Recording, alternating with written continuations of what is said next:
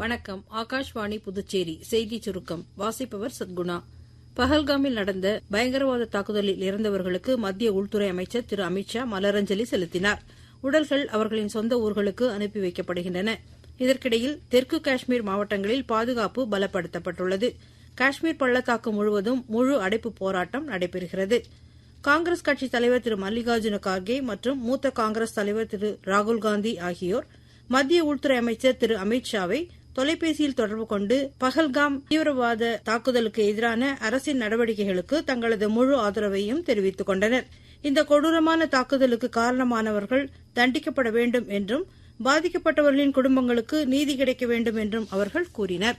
நாடு முழுவதும் உள்ள அனைத்து கட்சித் தலைவர்கள் மற்றும் பல்வேறு நாட்டு தலைவர்களும் பஹல்காம் தீவிரவாத தாக்குதலுக்கு கண்டனம் தெரிவித்த வண்ணம் உள்ளனர். இதற்கிடையே ஸ்ரீநகரிலிருந்து டெல்லி மற்றும் மும்பை நகரங்களுக்கு தலா 2 சிறப்பு விமானங்கள் இயக்கப்படுவதாக சிவில் விமான போக்குவரத்து துறை அமைச்சகம் தெரிவித்துள்ளது. தேவைக்கு ஏற்ப விமானங்களின் எண்ணிக்கை அதிகரிக்கப்படும் என்றும் அமைச்சகம் கூறியுள்ளது.